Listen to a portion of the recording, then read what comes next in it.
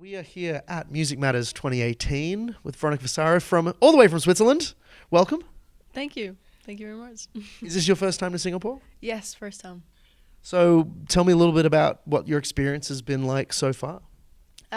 Very hot. It's very hot here, and I didn't expect it would be this humid at the same time. But no, other than that, the shows were great. I really enjoyed it.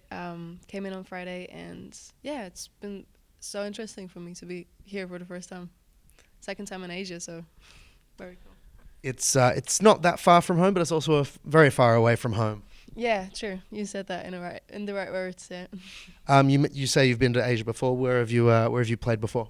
I actually played in South Korea in February for the Olympic Games, Winter Olympic Games. Not at the opening ceremony, but like at the Swiss house. There was a stage and everything, so I got to play there, and that was the first time for me in Asia on the huge Asian continent. You would have been playing to a lot of Swiss athletes at that, I'm imagining. There were some how do you say that, home native people around as well. Yeah. There were some South Korean Some locals. Locals. That's the word I was looking for. Thank you. Exactly. Yeah. So what's been the response of the shows in Singapore? How have the crowds responded to you? I mean, I only got to see you play in front of the conference crowd here, which is a little different. Everyone's seated and politely looking on. Yeah, that was fun as well, though. It was very different. But yeah, on Friday I played on the Clark Quay, on the main stage, and we came directly from the plane onto the stage, and even though it was quite noisy around, since it's like the party aisle.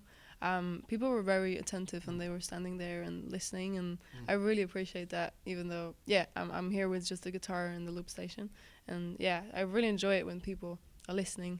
And after the show, I don't think I've ever taken so many photos with people, so that was very fun as well.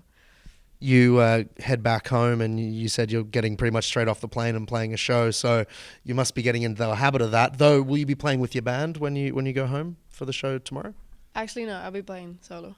But soon again with the band, sometime in a week. Yeah, in a week we're playing Reeperbahn, actually, so yeah, soon. Are you enjoying kind of developing your songs with a band now, as being able to play more and more with the band, both at home and abroad? I mean, absolutely. That's a cool thing for my songs or my setup. I can either go like solo and you can put me in whatever corner and it sounds more or less, and for the bigger stages or for certain events, it just makes more sense to play with the band, so you have like full sound, and it's obviously a bit more massive, you have a drum and keys and a bass, and so I really enjoy both, and developing both is just as much fun. And you've been touring since February, your latest EP, Ice Cold. Tell me a little bit about how that EP's gone. It's not too long after you released your previous EP too, so you like a year and a bit between them? 2 years. Oh, I think it was 2 years in the end, yeah. Because the first EP I put out on SoundCloud just for free download. Right. As you do, home recording stuff, and just put it out, and that's when I started working with my manager as well. So from there on, everything kind of got professionalized, if that's a word in English.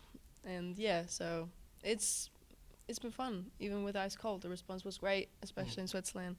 And now we're trying to take over the world. And you're already playing newer material as well. You played a new song at the show here. Exactly, like all the time, and especially that song, which is called Venom, is gonna come out October 19th this year. So very excited for that one. And is that gonna be a taste of kind of what's to come, another EP or album next year? You'll see. I mean, definitely. It's like, let's say this is now the start of a new chapter, of a bigger ultimate goal that we have.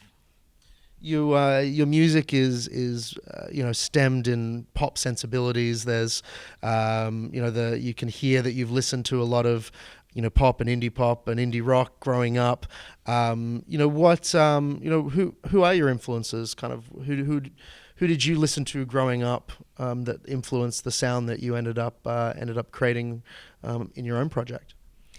I mean, I grew up listening to Italian rock music, so that's something quite different. Yeah. I don't think you can hear that in my songs, but I definitely think it had an influence on me. There, deep inside of me, there's still this little wannabe rock star, you know. No, and I admire those people. There's this artist called Vasco Rossi, and he's recently just celebrated his 40 years of career, selling out a 220,000 people show, and Wow. that's crazy to me. So yeah, I definitely look up to these people.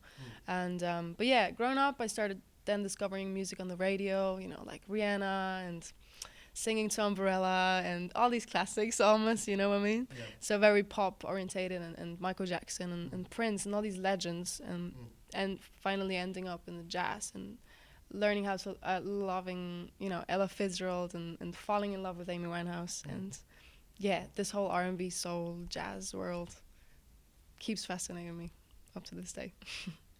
And do you think that you'd ever go and do an Italian rock project on the side? Is that something that you secretly, you know, everything's leading to that? That's a big plan. Just kidding. No, I'm not. I mean, never say never. That's all I can say, I guess. But for now,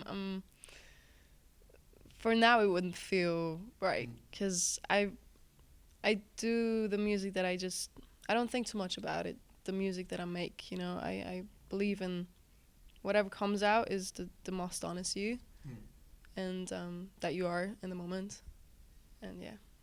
But yeah, never say never. Who knows? I mean, Mike Patton from Faith No More became an Italian lounge singer in the Mondo Cane project, which was pretty amazing. There you go. You never know where life is going to take you. Exactly.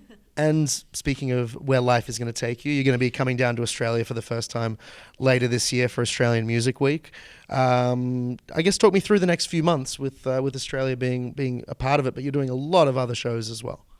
Yes, I mean, I'm especially excited for Australia. As you said, it's going to be my first time down under. And I'm very much looking forward to it. And yeah, other than that, we're going to play a couple of shows in Switzerland. The tour is still going on, actually quite a few shows as well. And then Christmas is approaching, so there's some Christmas specials here and there. So yeah, I'm looking forward to all of it. What do you mean Christmas specials? Are you putting out a Christmas album? Is that what's happening? I didn't want to talk about that one, but yeah, I'm gonna do a cover album with Mariah Carey on it. No, just kidding. No, it's Christmas special, meaning, you know, there's some little festivals in Switzerland and like acoustic sessions and shows with the Christmas theme, but it's not like I'm gonna sing Christmas songs. Just 2 hours of Jingle Bells and Yeah. No, I think we'll leave that to a later point in my career. take the Bob Dylan approach. Well, we're really excited to get you down in Australia later this year. Good luck. I know you've got to jump on a plane very soon and jump straight off a plane, do a show. But you seem like a pro at that by now. Oh, thank you. I try my best. But yeah, thank you very much. I'm looking forward to see you again.